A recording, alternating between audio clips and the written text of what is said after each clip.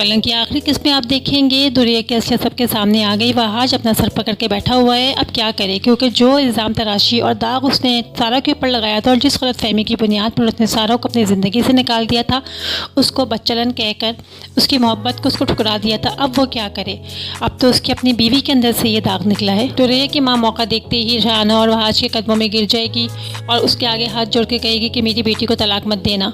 ऐसे में मेरी बेटी कहाँ जाएगी? शादीशुदा लड़की के लिए तलाक का बहुत बड़ा धब्बा होता है। हमारे पास रहने का भी कोई ठिकाना नहीं है, हमारा तुम लोग के अलावा कोई नहीं। मेरी बेटी से गलती हो गई, उसको माफ़ कर दो।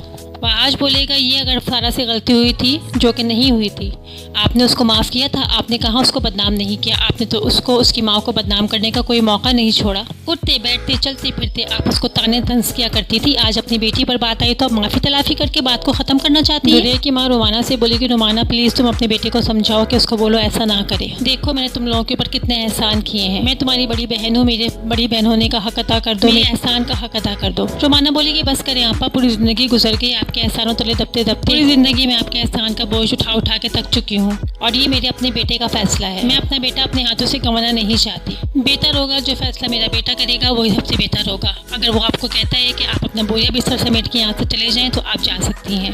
फिर रुमाना अपने बेटे वाज से बोलेगी कि मैंने तुमसे कहा था कि तुम बहुत जल्दबाजी में फैसला कर रहे हो, उस पर तुम्हें मेरी बात समझ में नहीं आई। आज देखो तुमने जल्दबाजी में क्या कर दिया। एक मासूम और शरीफ लड़की को तुमने इतना बदनाम किया कि उसको अपनी ज़िंदगी से निकाल दिया और उस पर इल्ज़ाम तराशी की तुमने इंतहा कर दी। आज कुदरत ने तुम्हारे मुँह में तमाचा मारा है। जो इल्ज़ाम तराशी तुम एक पाक दामन लड़की पे कर रहे थे वही सब कुछ तुम्हारी अपनी बीवी के अंदर से निकला है। बोलो अब क्या करोगे? छोड़ दो उसे जिस तरह तुमने सारा कुछ छोड़ा था। आज एहसास नदामत और शर्मिंदगी से सिर्फ रोता जाएगा।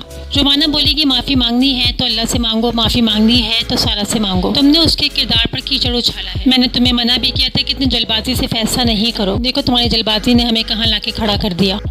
मुझे आप और उसकी बेटी का अंदाज़ा था। मैं कभी भी दुरिया को अपनी बहू बनाना नहीं चाहती थी, मगर मैं तुम्हारे ज़िद के आगे मजबूर थी।